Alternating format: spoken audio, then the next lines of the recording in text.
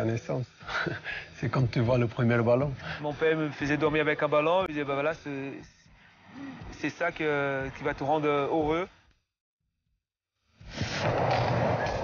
Au quartier, on choisit les joueurs. J'ai jamais voulu aller derrière, j'ai jamais voulu aller au milieu et j'ai jamais voulu aller encore moins dans les buts.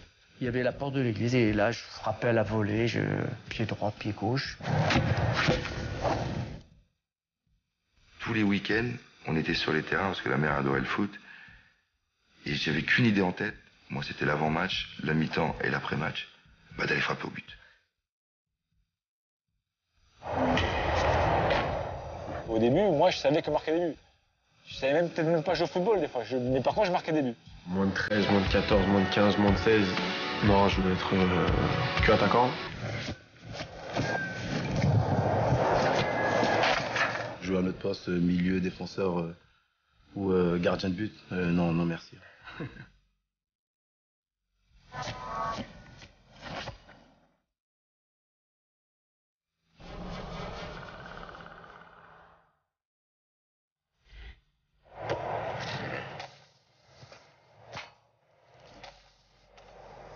Moi, je me rappelle quand j'étais trop petit, chaque fois que j'avais le ballon, donc j'avais envie de faire, c'est frapper dans un but, frapper dans un mur, frapper pour marquer.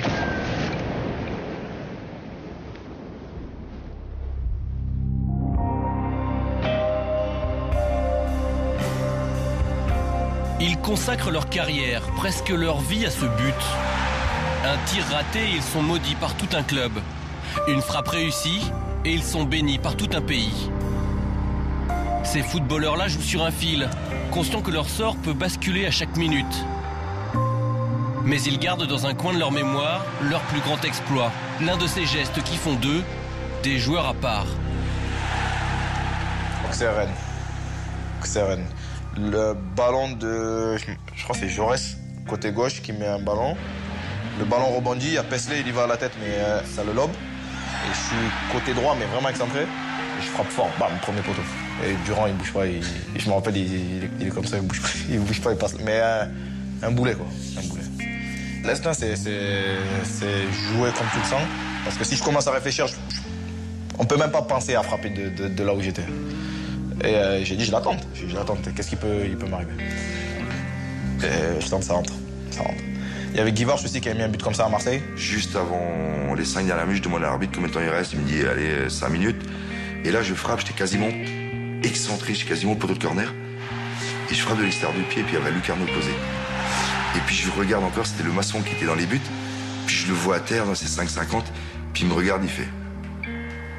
En disant, c'est pas possible. Mon plus beau but pour moi, c'est celui de France-Belgique. Match amical, c'était avant le championnat d'Europe 92. Je crois que j'étais à peu près pour un penalty ou juste derrière.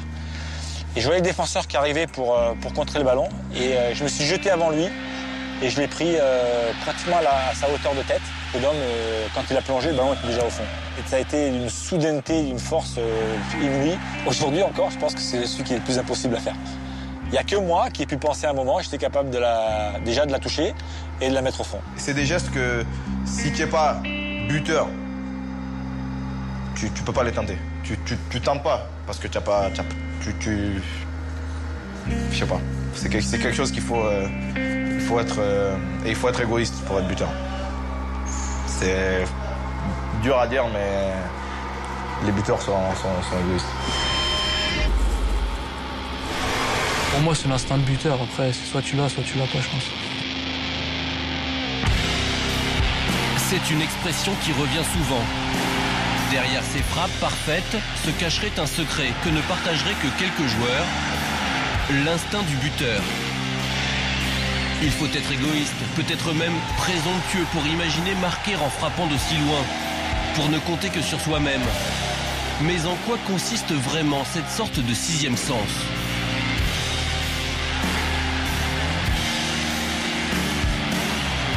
Tous ces joueurs ont écrit l'histoire du championnat de France.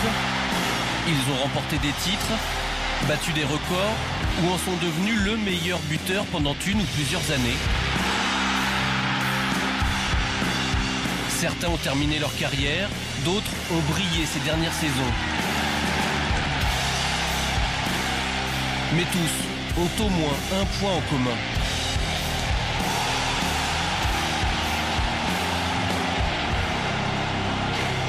C'est une obsession. Pour un attaquant, marquer des buts, c'est une obsession. C'est son oxygène. Là, si on gagnait, j'étais triste. C'est comme ça. Tu gagnais 3-0, je faisais la gueule dans le vestiaire parce que je n'avais pas marqué. J'ai un caractère de con quand je marque pas, c'est... Oh là là, j'étais chiant, c'était pas possible. Moins de 15, moins de 16 ans. Après, ouais, si je marquais pas, je devenais fou. Quand je marque pas et qu'on gagne, je suis énervé aussi, quand même. Un peu moins parce qu'on a gagné, mais ça passe pas, ça passe pas. Il faut que je marque. Le plus que je suis resté, je crois, c'est 4 matchs à marquer. Mais c'était une horreur pour moi. Et je me souviens que lorsque j'étais à Bordeaux, Aimé Jacquet croisait ma femme après un match comme ça, parce qu'on allait dans les salons. Et Aimé, il disait, oh là là, il va m'emmerder toute la semaine. Et parce que j'étais omnibulé par ça, j'étais en manque.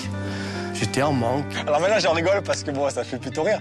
Mais à l'époque, ça faisait enrager mon coach. Parce qu'il regardait, il disait, qu'est-ce qui t'arrive? On a gagné 3-0. Bon, j'ai dit quoi? J'ai pas marqué. Ouais, je suis déçu, ouais, c'est tout. C'est typique buteur. Moi, je sors, je fais la gueule. J'ai marqué, je sors, je fais la gueule. Je traîne les pieds. C'est pas égoïste, c'est pas méchant. C'est que on veut voir le gardien à terre, on veut courir vers le public, on veut donner cette joie. Moi, par exemple, à l'entraînement, c'est loupé un ballon. J'étais fâché de la même manière quand j'ai loupé un match. C'est une obsession que j'ai fait. moi j'étais comme ça, mais parfois, je pense que c'était trop même, quand même. Sans même un regard vers leur cible, en quelques dixièmes de seconde, ces joueurs-là décident de tenter leur chance. Souvenir de but, marqué presque les yeux fermés. Cette année, la reprise de Volers-Sochaux. Voilà, le deuxième but sur un très bon centre de Lolo. Je ne me pose pas de questions. Et on en revient au buteur qui la prend en une, alors que c'est quand même assez difficile. Donc c'est où je l'envoie au-dessus de la tribune ou je la mets au fond. Voilà. Comme si à cet instant sur le terrain, ces attaquants ressentaient le but au plus profond d'eux-mêmes.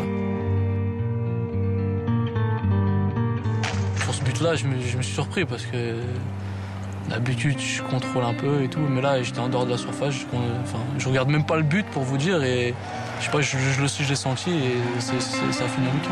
Je sais où je trouve le but dès que j'ai le ballon et des fois, je regarde même pas la cage. Par exemple, je vais feinter un centre et je vais tirer. Ici, j'avais des repères. Les gens vont dire il est fou. J'avais des repères du côté du virage nord à l'époque. La publicité, c'était 3 Carrefour Lyon. Il y avait un DR de Carrefour. Quand je courais comme ça, j'arrivais par rapport au premier poteau.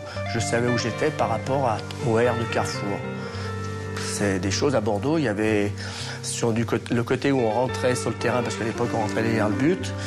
Il y avait les 16 mètres, la demi-lune des 16 mètres. Entre la demi-lune des 16 mètres et l'angle des 16 mètres, il y avait une bouche d'arrosage qui était sur la ligne. C'était un espèce de truc en synthétique. Et je savais, quand j'étais là, je savais où j'étais par rapport au but. Parce que vous ne pouvez pas regarder par terre le ballon et regarder, et vous savez. Sylvain Wiltord aussi a su, alors qu'il ne restait que quelques secondes à jouer en finale de l'Euro 2000. C'est là vraiment que j'ai eu l'instinct du buteur. J'ai anticipé un peu la déviation de David. Je vois un dégagement, je dis tiens, David, il est grand, il va la toucher. Et ben, je fais les déplacements nécessaires pour me retrouver à la réception du ballon. Et en demi-seconde, j'enchaîne. Je crois qu'il y a eu 1 ou 2 rebonds avant de frapper. Je pense que si je frappe tout de suite, je marque pas. Et j'ai vraiment fait le déplacement nécessaire pour pouvoir mettre cette frappe du gauche, pour avoir un peu de force et pour bien la décroiser pour 40, quoi, tout simplement. L'instinct du buteur, c'est aussi cette énigme, ce mystère qui semble inexorablement diriger le ballon vers un attaquant. Le flair, l'anticipation. Alexander Frey en avait fait sa spécialité. Mais comment un joueur peut-il donner l'impression d'aimer un ballon au point de l'aimanter ? D'être là-bas et puis de savoir, de sentir peut-être un peu où le ballon va tomber, où le ballon va arriver, ça. Les buteurs, je crois que c'est, on dit, c'est d'avoir le nez. Et puis je crois que c'est surtout un cadeau, voilà, que Dieu vous a donné. J'étais pas un grand technicien, mais c'est nécessaire, c'était quelque chose. Parfois, j'ai marqué des buts, je me rappelle de Mario Yepes, de Marcel Gaillard, ils me disaient, putain, c'est incroyable. On est tous dans la surface. Et le ballon, il tombe dans la tête d'une, tombe dans la tête, et le ballon, il vient pour toi. Mais pourquoi il vient toujours pour toi? C'est là, tu commences à bouger dans la surface. Et j'ai commencé à sentir, bon, elle va tomber là, elle va tomber ici. J'ai commencé à me préparer. Une joueur qui n'est pas attaquante, elle s'arrête. Moi, non, moi, j'étais un petit pas, un petit truc pour... Je savais que le ballon va tomber là. Pour moi, c'est toujours une histoire de chance. Je sais pas, il y a des grands attaquants qui ont jamais eu cette chance-là. Mais au bout d'un moment, quand tu le recherches, je dirais, plus tu le recherches, au bout d'un moment, ça vient sur toi. L'instinct du buteur, c'est sentir le bon moment où il faut se placer, sentir où le ballon va arriver, sentir les courses qu'il faut faire et ensuite avoir la rage, dès que le ballon arrive, de la mettre au fond. Je n'étais pas particulièrement un buteur parce que je jouais aussi souvent sur les côtés, mais j'ai essayé de prendre exemple sur les autres attaquants, de regarder beaucoup de matchs à la télé, de voir les attaquants, comment ils bossaient, comment ils réagissaient, et à chaque fois essayer de prendre exemple sur eux. Observer, imiter. Il faut croire que d'une génération à l'autre, le talent peut se transmettre. Ces champions sont nés buteurs, mais ils ne le sont vraiment devenus qu'au contact d'un maître, admiré durant leur formation. J'étais à Bordeaux. Après un match, j'avais marqué 2-3 buts. Jean-Pierre Papin, il arrive au vestiaire et je le connaissais pas.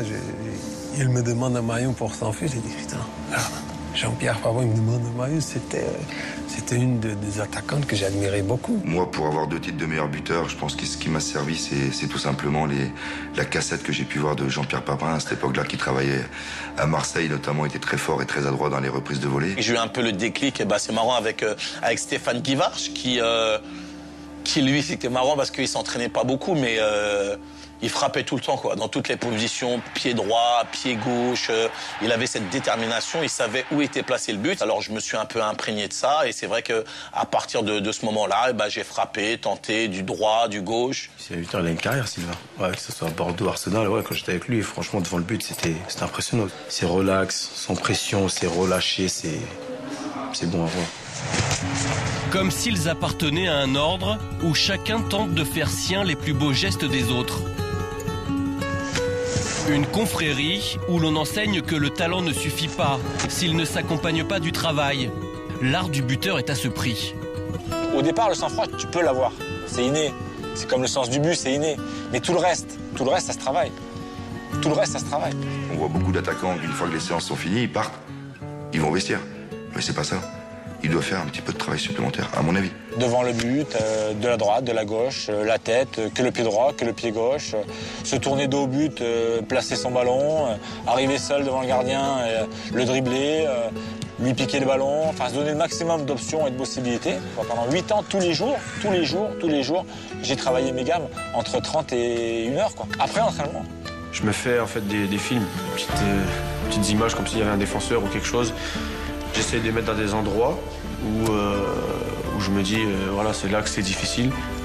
Si j'arrive à les mettre ici, à travailler tout le temps, je pense qu'en match, si je la mets là, le gardien ne peut pas la prendre. Souvent dans ma carrière, je me suis mis 5-10 ballons, et puis de différents coins des 16 mètres.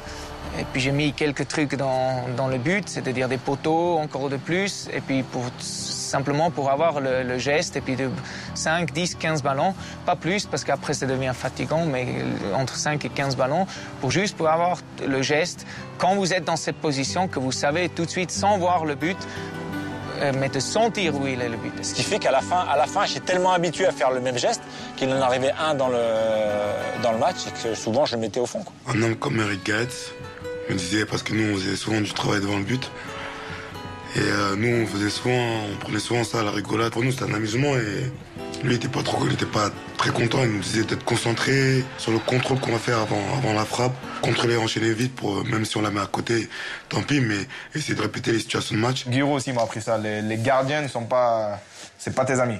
Donc que ce soit l'entraînement, que ce soit un match, un tueur. Quand j'étais dans mon petit club à Fontaine, je pouvais dribbler tout le monde. Les adversaires, mes partenaires, même le dirigeant adverse, on me disait que c'était bien. Et quand je suis arrivé à l'OL, il y a des gens qui m'ont dit « Toi, tu joueras dans certaines zones, tu vas jouer 3 touches de balle. C'est pas la peine de prendre le ballon à 50 mètres, partir en dribble, parce que toutes les forces que tu vas laisser, c'est des forces qui vont te manquer au moment où il va falloir finaliser. » Et moi, je me suis dit « Mais ils m'en veulent, ils me punissent. » Mais ça m'a fait passer un palier énorme. Pour moi, ça n'a pas été un hasard, quoi. Il n'y a pas de hasard. Peut-être que j'avais le don de marquer des buts, mais je suis devenu ce que je suis devenu après, parce que j'en ai bouffé plus que les autres. Jean-Pierre Papin incarne pour toute une génération l'efficacité, mais aussi le spectacle, depuis un soir de 1986. OM Racing, c'était face à Pascal Olmeta en plus. Elle est arrivée de derrière sans Louis Anon, comme une grande transversale. Et je l'ai prise de voler à la sortie des 16 mètres 5 ans. Et elle est partie pleine lucarne. Donc ça, c'était vraiment la première papinade. Auxerre, c'était une longue touche de Mathieu. Je crois qu'il y a 2 joueurs en fait d'Auxerre qui se parlent mal. Et moi, j'étais en dos presque sur les 18 mètres, je crois. Et là, je tente la bicyclette sans me poser de questions et elle va au premier poteau, petit filet et but. C'est des buts à la JPP, ça. Ah ouais. Chaque but est un chef-d'œuvre. Chaque but est un chef-d'œuvre parce que t'as jamais 2 buts qui se ressemblent. À chaque fois, il faut t'inventer quelque chose. Un ballon simplement poussé 1 mètre devant le but aurait donc la même valeur qu'un retourné acrobatique. Papin n'est pas le seul à le penser. Le résultat plutôt que la manière. Éloge du but de Racro. J'ai marqué un très beau but à Caen cette année. Je crois que je la prends du crampon. Elle passe en dessous là. Elle passe en dessous le bras du gardien. Je m'en souviendrai toute ma vie, celui-là, même s'il était archi moche. Il n'y a pas de beau but. J'ai qu'une seule idée en tête, c'est que ce ballon, il franchisse cette fameuse ligne et que l'arbitre désigne le rond central. Moi, je laisse ça au numéro 10, c'est eux les créateurs. C'est eux qui doivent faire des belles choses, les Zidane, les Messi. Nous, on est là pour mettre au fond. C'est beau, c'est pas beau, on s'en fout. Le résultat, c'est... Enfin, moi, personnellement, c'est ce que je pense. Si vous tirez de 40 mètres dans la lucarne ou de 1 mètre, vous poussez le ballon derrière la ligne, ça compte un but. Et puis chaque but a sa beauté et chaque but est unique. Mais le geste ne compte-t-il vraiment pas? Pour certains de ces attaquants, l'art du buteur consiste aussi à imaginer, inventer, oser un geste hors du commun. Voilà pourquoi ils gardent tous une affection particulière pour une de leurs créations. J'ai dit la vérité, j'étais sur le côté, un peu, je reçois la balle dos au but, je tente. C'est ce que je voulais faire, tenter un geste comme ça, talonnade, ça passe un petit peu. Je fais conduite de balle, je feinte et je frappe, ça repasse un petit peu au gardien. Donc c'est des beaux buts que tout le monde aime. Même moi, j'étais un peu surpris, mais bon, après j'ai dit, bah, je vais aller au bout, je vais tenter ma chance. Donc ça, c'est un très beau but. Avec Lyon contre Monaco, j'ai vu ce but dans ma tête dès le départ du ballon. C'est-à-dire que j'ai un ballon profondeur de Eric Carrière, je suis excentré, je suis sur le côté gauche, et Porato qui est dans le but. Quand le ballon il part, je regarde le but, je vois que Porato il sort, il s'arrête, et dans ma tête, je me suis dit, je veux faire ça. Cette but contre Barthez, en plus contre Barthez, le meilleur gardien du monde, champion du monde. Tu arrives à Paris, ton premier match contre Marseille, contre Barthez, tu marques 2 buts, 2 bons buts. Je me rappelle toujours. Si je marque un but, n'importe quel endroit, c'est toujours important. Mais si tu marques un but plus joli, c'est plus important. Quand le buteur fait de la beauté l'un de ses objectifs, il y pense jour et nuit. Il imagine le geste le plus pur, le mouvement le plus fou que peut-être il réalisera un jour. Il prend le risque de l'art. Moi, je suis un artiste, moi.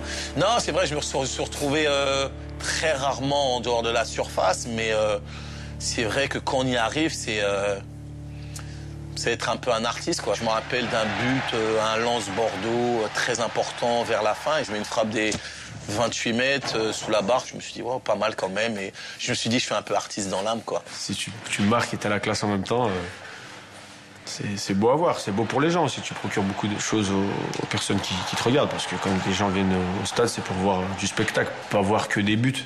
Ils veulent voir du beau jeu, quoi, aussi. C'est arrivé de jouer à PlayStation, que ce soit FIFA ou PES, les jeux que tout le monde connaisse, et de tenter des gestes. Et après, on sait très bien que dans les jeux vidéo, on tente des gestes de fou et ça rentre. Et après, tu te dis, oh, pourquoi pas faire ça en match? C'était contre Marseille. Je vais essayer de faire une chose que je faisais le matin à l'entraînement. Et puis je l'ai réussi un jour en match. Je posais le ballon comme un droitier. J'ai pris la course d'élan comme un droitier. Et puis quand je suis arrivé comme ça, j'ai fait ça. J'ai frappé extérieur pied gauche comme ça. Et j'ai mis à la gauche du gardien, à ma droite à moi comme ça. Et c'était Gérard Mijon, le gardien de but. Ça a été un moment, un truc de fou. Des fois, je me dis, putain, j'aimerais bien mettre une retourne acrobatique ou des choses comme ça, but en coup du foulard. Mais bon, c'est que des rêves. Les nuits d'avant, je pense, j'aime bien imaginer des buts que je pourrais marquer. Des fois, je rêve même de marquer des buts contre des équipes que je vais jouer contre qui je vais jouer le week-end. Il y a des buts aussi que je me suis mis un peu dans la tête, passement de jambes, des choses comme ça que j'ai réalisé par la suite. Donc voilà, pourquoi pas un jour mettre un amorti de poitrine, retourne acrobatique. Ce sera un beau but.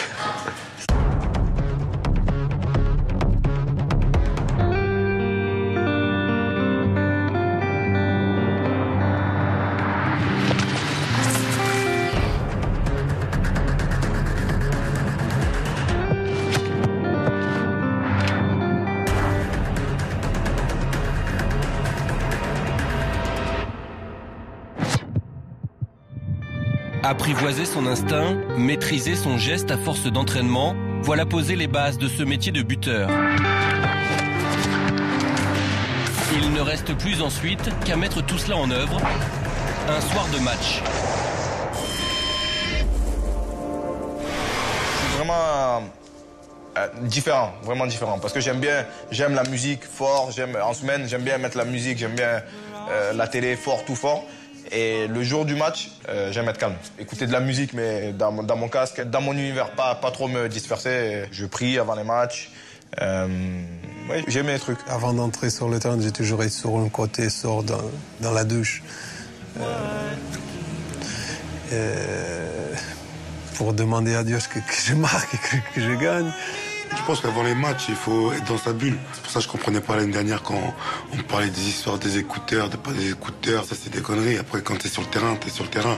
Et à un moment donné, il faut arrêter de parler de t'es pour rien du tout.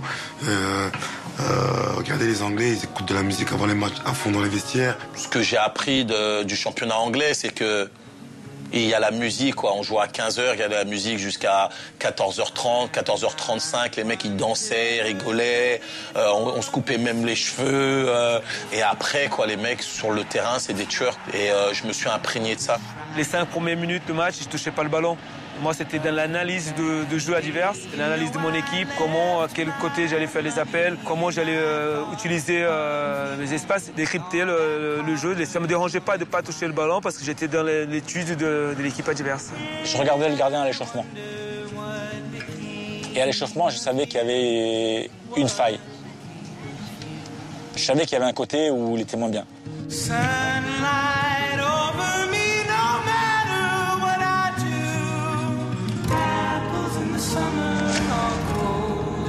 Je faisais une chose qui était un peu folle, j'en ai rarement parlé. Je longeais la ligne de sortie de but et j'arrivais, je me mettais contre le poteau de but, je prenais le poteau de but, alors je passais mon bras à travers le carreau du filet et puis je regardais, je fixais la ligne de but comme ça et je la regardais et je me disais, toi tout à l'heure tu vas faire passer le ballon là, tu vas faire franchir la ligne blanche au ballon. Cette ligne blanche, c'était quelque chose comme la ligne d'arrivée pour un cycliste. Je me souviens que Bernard, non, j'allais souvent avec lui au stade de Gerland, ça va. Il me disait de toucher un peu les filets, des choses comme ça. J'étais là et je ne pensais qu'à ça. Quelqu'un aurait pu me parler, quoi que ce soit. C'est pas la peine, je ne voyais que cette ligne blanche comme ça et ces filets qui bougeaient. Mais en plus, quand j'allais avec lui veille de match, à chaque fois le lendemain, je marquais. Donc après, ça devenait un peu une habitude. En attaquant, il est toujours un peu superstitieux. Il va toujours chercher le truc où essayer de mettre toutes les choses de son côté pour marquer. J'ai pas de superstition, non. Si, peut-être que je mets du parfum sur mon maillot avant le match. Ah, c'est tout ce que je fais. Quand tu marques, tu veux plus changer de chaussures. Je ne laissais jamais quelqu'un d'autre mettre les pieds dans mes chaussures. Parfois, même avec le slip, tu joues avec un slip. J'ai commencé à marquer, j'ai joué toute ma carrière avec le même slip. C'est avec toute ma carrière, toute l'année. Avec le maillot que tu joues au-dessus, c'est la même chose. Il y avait un match à Villarreal jusqu'au chauffement. J'avais toujours pas mes chaussures. J'avais demandé à des gens d'aller me chercher les chaussures parce que je les avais pas. Et ils ne trouvaient pas. Et dans le chauffement, j'étais pas dans mon chauffement, pas avant que les chaussures arrivent. Les chaussures sont arrivées. J'ai joué avec mes chaussures neuves et j'ai marqué de la tête. Voici donc le buteur sur le terrain, concentré, obsédé par ce but, mais confronté d'emblée à un homme qui passera le match à tenter de l'arrêter. Parfois plusieurs défenseurs qui ne le quitteront pas pendant plus de 90 minutes. Comment s'en défaire? Comment réagir quand les mots ou les coups finissent par blesser? Là encore, chaque buteur a ses secrets. Il faut être intelligent, bien se placer, voilà. Même à la rigueur, parler avec le défenseur. Fais attention, je vais marquer, prépare-toi, ton lacet, regarde à droite, en fait je vais à gauche, ça va toi, tu vas bien. Tu vois, blaguer en fait avec le défenseur, même si c'est vrai qu'il est concentré, automatiquement, ça lui rentre aussi dans un coin de la tête, quoi. J'essaye pas de rentrer dans son jeu. J'essaie d'anticiper ce qu'il va faire, j'essaye de, chaque fois que j'ai la balle, de faire une touche de plus que lui pour le surprendre. Voilà, c'est ça en fait. Sur le contrôle, le surprendre, par mes courses, des fausses courses, de faire un peu de la nonchalance, comme si j'étais pas concentré et d'un coup repartir. Un duel âpre, parfois violent, quand la beauté du geste n'a plus vraiment d'importance. En France, j'ai dû plutôt m'échapper des duels. 76 kilos, c'était peut-être pas mon jeu d'affronter vraiment des gabarits de 1m90 et puis 90 kilos. Alors il fallait trouver un autre moyen pour marquer. Mais plus de coups j'ai reçus, je crois mieux j'ai joué. Ça donne une espèce de rage, ça te motive peut-être encore plus. Puis on a des défenseurs qui parlent beaucoup et puis qui t'insultent aussi. Je dis pas bêtement, mais qui t'insultent aussi. Écoute, voilà, petit Suisse, aujourd'hui tu vas pas marquer, voilà. Et après ça te donne une quelque fierté aussi. À l'époque, je peux vous dire que ça verbalisait, hein, ça tapait. Hein. Et moi, quand j'ai débuté à 17 ans, au bout de 5 minutes, il y a le défenseur qui était derrière moi, il s'est absolument rien passé. Il y a 5 minutes que l'on jouait. Il m'a dit, toi petit, là, avec tes jambes, je vais faire de la sueur. Et bon, c'était comme ça. Mais il y avait la parole, mais il n'y avait pas que ça. Il y a des défenseurs qui sont vraiment méchants et qui veulent vraiment mettre des coups et essayer de blesser l'attaquant. Et ces défenseurs-là, pour moi, je les déteste, quoi. Des fois, ça m'énerve et ça me fait sortir de moi-même.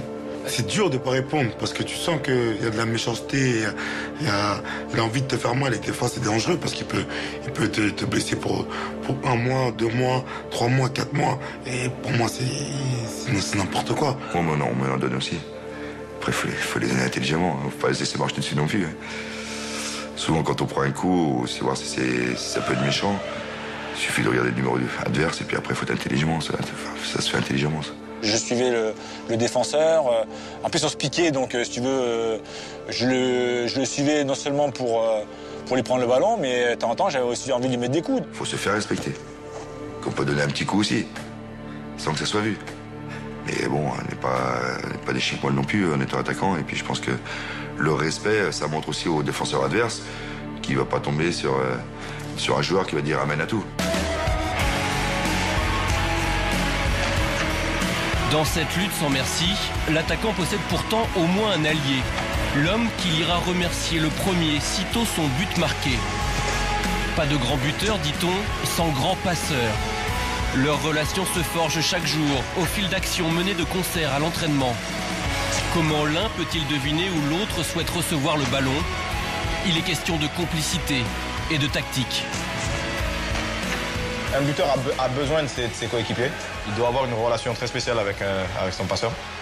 Comme j'avais à Auxerre avec Yann Lachuer, c'était... La première année que j'ai arrivé à Paris, j'avais Fiores qui m'a fait 17 passes de but. Parfois, il m'a dit, t'as vu, Pedro, combien de passes j'ai été fait cette année, je vais te faire le mieux buteur. Et moi, j'ai dit, non, tu vas pas faire le mieux buteur. Moi, je suis toujours mieux buteur. C'est moi, je vais te faire le mieux passeur. Jamais tu as fait des passes de but. Il nous rigolait à cause de ça. Vous êtes un grand buteur, mais si vous n'avez pas de partenaire pour vous donner le ballon, vous êtes un orphelin, c'est tout ce que vous êtes. Mais Castro, il ne me connaissait pas par cœur. Et lui, avec son pied, c'était magnifique, il me met de caviar. Tu as un mec derrière toi que tu connais, que te donne de caviar, tu es obligé de bouger, tu es obligé de donner toujours une solution à eux. Après, c'est l'attaquant de proposer quelque chose. Et c'est son appel à l'attaquant qui va déclencher justement le fait de se créer une opportunité ou pas. J'ai toujours dit, le premier appel, il n'est jamais pour moi, c'est pour le défenseur. C'est le 12e, il est pour moi. C'est-à-dire que le premier appel, c'était pour démarquer de défenseur. Il savait que je faisais ça. Et alors, il ne me donnait jamais le ballon sur le premier coup, il faisait un appel. Il donnait toujours sur le 12e. C'était une sorte de code qu'on avait trouvé avec les joueurs proches de mes milieux de terrain, si tu veux. C'est que quand je venais au devant d'eux, je la voulais derrière. Et quand je ne venais pas, je la voulais dans les pieds. Mais une fois que tu as compris ça, tu avais compris tout par rapport à ma façon à moi de gérer mon dernier départ, si tu veux.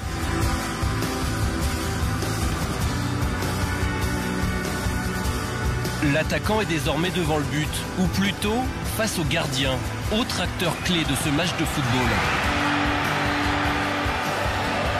Va-t-il tirer à droite ou à gauche? Va-t-il frapper ou crocheter? À cet instant, il n'est plus question de code élaboré avec ses partenaires. Le buteur est seul, tout seul pour décider. C'est un duel, hein. C'est un duel et c'est le plus fort mentalement qui l'emporte. Il te regarde, tu le fixes, il te fixe. Donc lui, il essaie de voir le mouvement que tu vas faire pour pouvoir anticiper soit ta frappe, soit ton crochet. Et toi, tu essaies de voir lui qu'est-ce qu'il va faire pour essayer de te feinter, pour essayer de t'induire en erreur. C'est lui ou c'est moi. Et ce sera moi, tout simplement. Voilà, faut se dire ça en tête. Il faut se dire, ouais, Moussa, t'as plus que le gardien. Et après, bah, c'est le but, quoi. Douter, non. On est le plus fort parce que j'ai le ballon de l'épée. C'est moi qui décide de la fin de l'action. Vous avez l'impression, quand vous êtes en pleine confiance, que dans le dos du buteur, c'est la place Bellecour. L'expliquer, il y a quelque chose. Il y a un peu plus d'espace. Tac, tac, vous frappez vite. Vous faites le geste juste. Et puis, il y a des moments où vous arrivez devant le gardien. Vous dites, punaise, mais c'est pas possible, il tient tout le but. On a l'impression que les buts, c'est des buts de hand. Et quand il fait ça, je dis, mais on va le mettre. Et c'est terrible, et quand vous avez ces sensations-là, oulala, c'est compliqué. Ça va vite, franchement, ça va très très vite. Des fois, on a vraiment le temps, on est relâché, on peut viser à droite, à gauche. Mais je peux dire que peut-être 50% de mes buts, c'est pas de la chance, parce que je sais où est le gardien, mais c'est viser le but, quoi.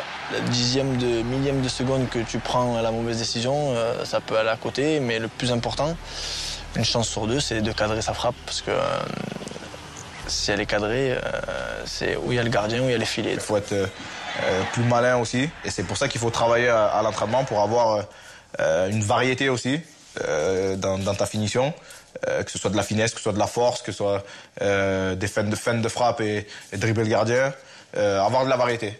Et c'est ce que j'aurais dû peut-être un peu plus travailler, un peu plus de variété. J'aurais mis peut-être un peu plus de buts. Après, on voit souvent une ombre par rapport au gardien, et faut vite éviter cette ombre, quoi. Soit à droite, à gauche, mais on n'a pas le temps de réfléchir, je crois. C'est quand le ballon en fait est au fond, on se dit j'ai fait le bon geste, quoi. Mais ça va très très très vite. J'ai regardé des vidéos. J'ai toujours, sur tous les matchs, regardé un point faible du gardien et le point fort des gardiens. Par exemple, Landreau, il aime bien jouer dehors de sa ligne.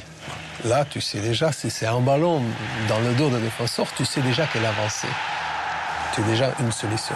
Tu peux frapper qu'elle n'est pas dans le but. À deux, tu sais, même qu'au ballon un peu plus loin, tu sais que tu vas arriver pour qu'elle ne sorte jamais. Et là, tu peux jouer. Il y a plein de choses, mais cette deux-là, tu peux en profiter beaucoup. C'est pour ça que je ne suis pas d'accord que des joueurs disent je regarde pas de match, je regarde pas l'équipe adverse. Non, c'est important. C'était un match contre la Real Sociedad. Et, le gardien, c'était Alberto qui jouait. Je savais que le face-à-face, il plongeait tout le temps. Il n'était pas assez agressif. J'ai pas balle au pied. Et je prends tout mon temps. Je savais qu'il n'arrivait pas sur moi assez vite et qu'il ne couchait jamais. Alors je suis arrivé, j'ai fait juste un plat du pied tout doucement parce que je savais qu'en regardant ces matchs d'avant, je me suis dit si j'arrive face à face à lui, je vais faire ce petit plat du pied de son côté gauche parce qu'il est son point faible. Être plus intelligent, plus malin. Comme ce jour où Paoletta se joue de son adversaire sans même toucher le ballon. Mais être aussi plus roublard. Un soupçon de vice quand le gardien approche ferait-il partie de l'attirail des grands buteurs? C'est vrai qu'il y a une technique un peu d'arriver vite, si on est en bout de course, se taper soi-même les pieds. Mais j'ai jamais travaillé, je sais pas faire, Oui, il y en a qui l'ont, il y en a qui l'ont. Il y en a qui sont malins, qui ont justement le vice dans la surface notamment. Moi, on m'a un peu titillé parce que j'avais pas encore l'expérience sur ça face à Sochaux, alors que je pouvais tomber pour créer un penalty. C'est les coéquipiers surtout. Ah, pourquoi t'es pas tombé là? Tu manques d'expérience. Ça va venir, t'inquiète. Mais en fait, j'avais tellement envie de marquer que c'est surtout pour ça en fait. Il a fallu trancher. Contrôler ou reprendre de voler, ce dilemme-là ne dure que quelques fragments de secondes, mais les regrets sont ensuite éternels. Un soir de finale, l'enjeu est si grand que le buteur joue plus qu'un match. Ce 12 juillet, Stéphane Guivarch a parfaitement défendu, mais devant le but, il a échoué. La deuxième, grosse occasion, c'est celle où je remporte le duel avec Cafou, en deuxième période. Ah mais là c'est pareil, c'est que c'est bien beau de courir à droite, à gauche, de faire un petit peu le lièvre, de se sacrifier pour le bonheur de l'équipe. Mais après, c'est une question de lucidité. Des fois, il y a le mec qui sacrifie aussi pour son équipe. Moi, la finale de Bari, je m'en veux, j'ai eu une occasion, je m'en veux de pas l'avoir mis au fond. J'aurais voulu marquer celui-là. Mais j'ai peut-être pas fait le bon geste ce jour-là. J'aurais peut-être pas dû la faire voler, j'aurais peut-être dû la tenter pied gauche. J'ai les boules, aujourd'hui quand j'y repense, j'ai les boules. D'ailleurs, j'ai mis un laps de temps à regarder cette finale. Parce que forcément, on se dit, on est buteur, on est toujours... Moi, j'ai cette attirance depuis que je suis petit. Et le jour J, d'avoir deux bonnes situations, c'est dommage. C'est dommage. Bon, maintenant, on a gagné 3-0.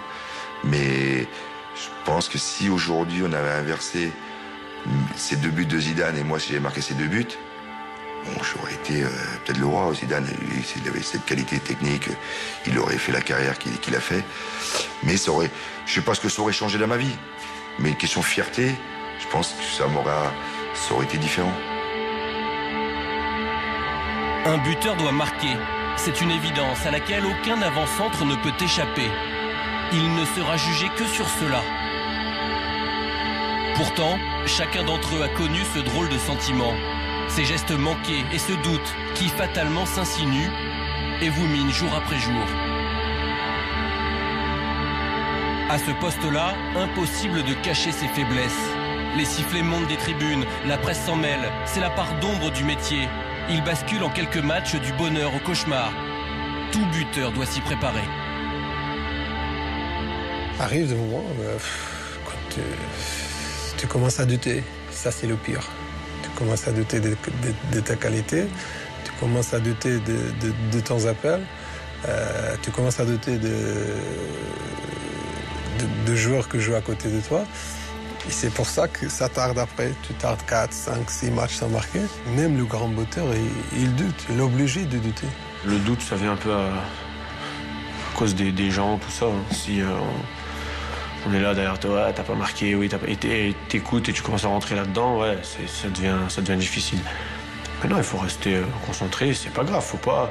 Moi, personnellement, si je marque pas, par exemple, pendant 2-3 matchs, faut pas penser à tout ce qui se dit autour. Me concentrer pour le prochain match marqué. Donc voilà, moi c'est comme ça et je me laisse pas polluer par ces choses-là parce qu'après c'est difficile quand même. Il te manque une seconde, il te manque le mètre, t'es mal placé, t'es moins bien situé, voilà, tu comprends plus tes copains, ils te comprennent plus, tu fais des courses à l'envers. Et en fait, toi, c'est peut-être pas grand-chose parce que physiquement, t'es peut-être un peu moins bien. Et le meilleur moyen de se redonner de la confiance, c'est non seulement marquer en match, bien sûr, mais d'abord, il faut remarquer à l'entraînement. Je pense souvent à Djibril Cissé parce que moi, j'ai eu pas de pépins dans ma carrière et que lui, il est revenu après beaucoup de pépins. Il a raté des grandes compétitions et il a un mental d'acier. C'est ma force, le mental. Il y a rien qui peut m'abattre. J'ai un match référence Auxerre Sedan. J'ai dû louper peut-être 5 face à face, mais face à face clair. Et il y a un ballon à la 80. On mène 1-0, ils égalisent 1-1. Et là, je sentais que c'était pas. Si je marquais pas, vraiment, là, c'était. Mes coéquipiers, tout le monde, ça allait être chaud sur moi. Et Olive, il déborde. Capo, il déborde à 87e. J'ai fait le pas en avant et je suis en retard et le ballon est derrière. Et je me retourne, et avec mon pied gauche légendaire, je frappe, un ballon de mer, bam, ça rentre. Si je commence à douter, déjà, je la frappe pas du pied gauche. Et finalement, je le tente parce que je veux marquer et que je suis quelqu'un de. J'ai une fierté. Et je la rentre et je la tente, elle marque. C'est un but de merde, tu marques. Et là, tu dis, putain, c'est fait. Tu as encore la confiance. Et ça a été pareil à Munich quand j'ai eu toutes ces années galères. Enfin, cette année galère avec ces 5 blessures en suivant. Le jour où je mets la volée acrobatique qui fait but du mois puis but de l'année, c'est un soulagement sans nom, quoi. Tu te dis, ça y est, je suis revenu, ça y est, j'ai récupéré mes capacités, je suis de nouveau capable de le faire. Je dirais qu'il faut enchaîner les buts. Et c'est vrai que c'est ça le plus difficile. C'est être régulier sur toute une saison. Bon, il y en a, c'est des extraterrestres, mais décisif, un match sur 2, c'est être un grand buteur. Ouais. Quand tu as une confiance en toi, c'est déjà faut que tu aies ta confiance, premièrement. Et puis après, la confiance de l'entraîneur, la confiance des joueurs, de tous ceux qui sont autour de toi. Une fois que tu as ça, après sur le terrain, franchement, c'est facile après. Moi, j'ai un exemple. C'était le match face à Valenciennes.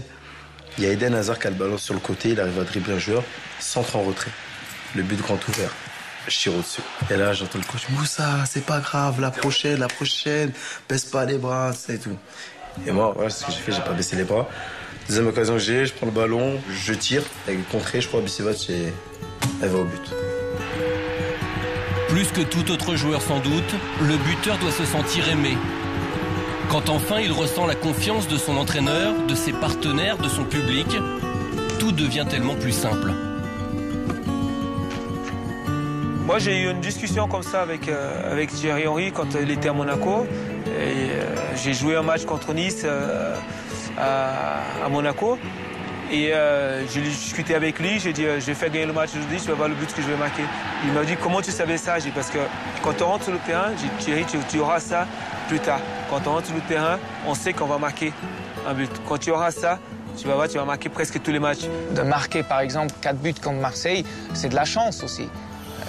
Parce qu'une journée comme ça, c'est une journée parfaite. Si moi, je me souviens, à la mi-temps, j'avais dit aussi à Kim Kallström, j'avais dit, écoute, je crois qu'aujourd'hui, je peux frapper de 40 mètres et puis elle va finir dans la lucarne. Bon, après, c'était pas 40 mètres, c'était 25 mètres. Mais vous avez des journées, peut-être une fois ou 2 fois dans votre carrière comme ça. Mais vous sentez ça tout de suite si c'est aujourd'hui la bonne journée. Dernier match de la saison, tête à tête avec Marseille, on est en tête, si on gagne, on est champion. Je marque le premier but, je dis c'est bon, on est champion. Paris revient, je marque une deuxième fois, je dis c'est bon, on est champion. Non, Paris égalise encore. Ouais, j'ai participé encore à ça. On marque encore dans les dernières minutes, je crois, avec Pascal Feydouno. Cette année-là, je pense que il pouvait rien m'arriver, quoi. Je termine meilleur buteur avec 22 buts.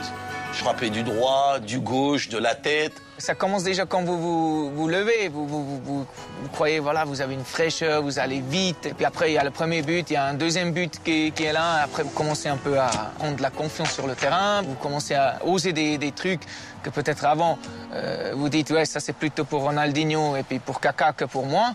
Et puis voilà, tout à coup, il y a tout qui marche. Et puis... Mais c'est fabuleux les journées comme ça. J'aurais dû avoir plus comme ça dans ma carrière, mais c'est comme ça, hein. On n'y a que 2 ou 3 fois. Ainsi naissent des instants de prodigieuses émotions, de curieuse euphorie, de folle communion. Ces moments singuliers dont rêve chaque joueur, peut-être même chaque homme, mais que seul le buteur a le bonheur de vivre.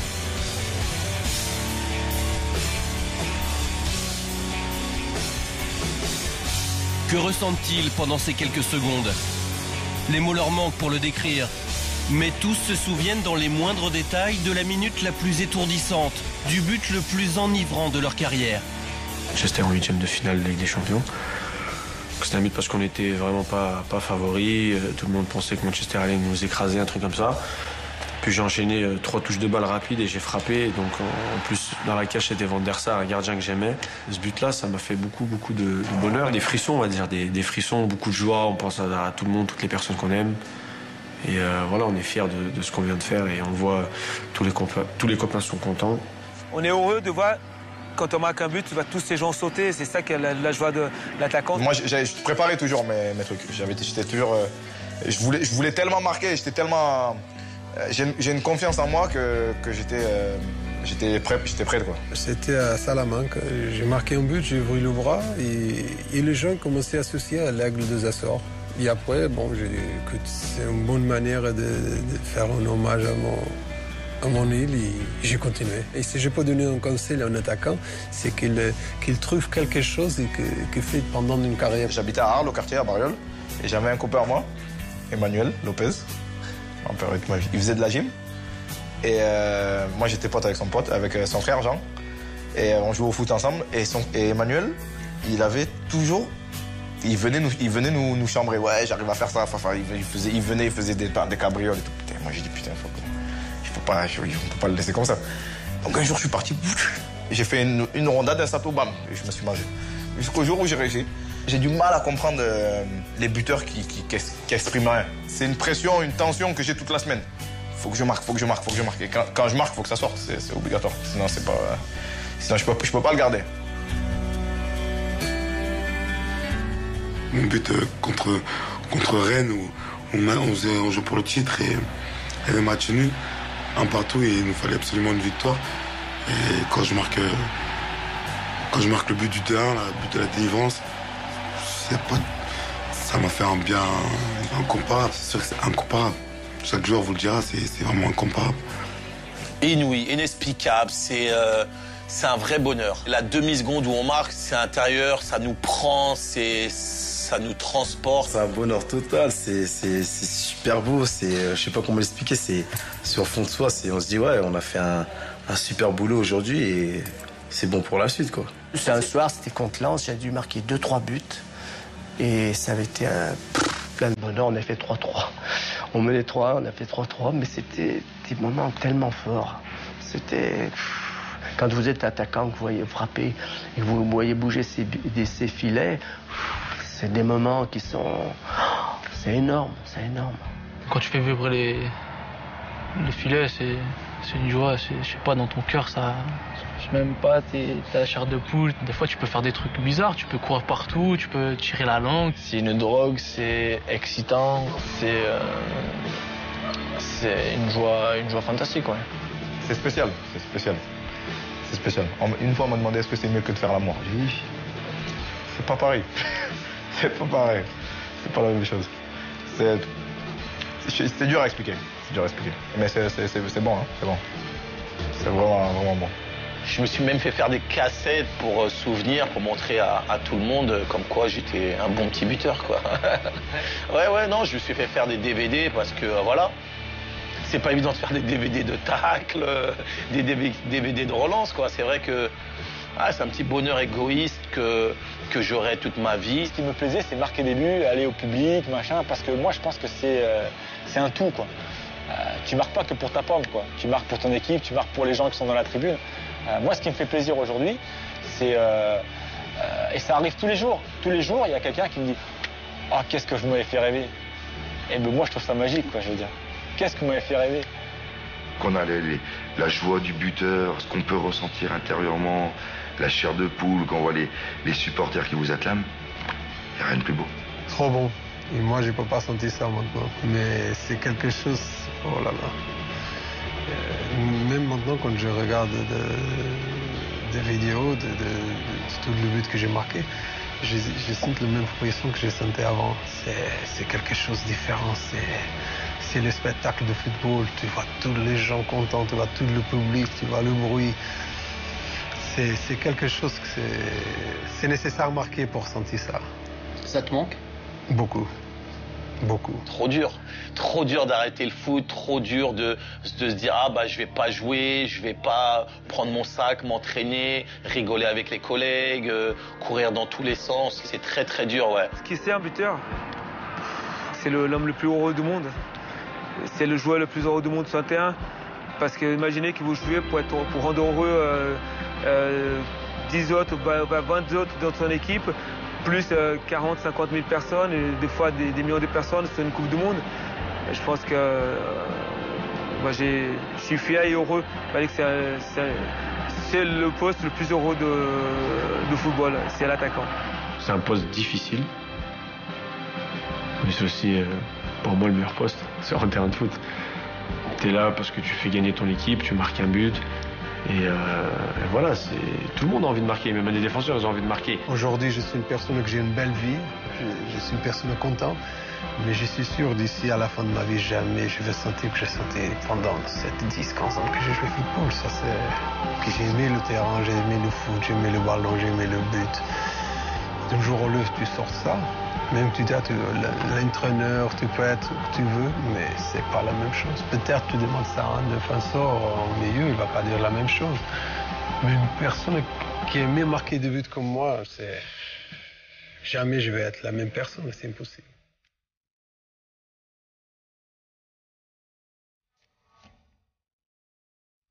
Bientôt sur les terrains apparaîtront de nouveaux attaquants.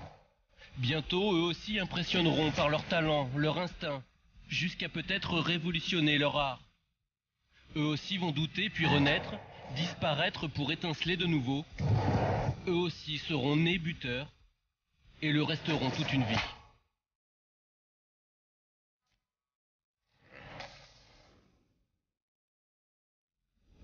Un troisième.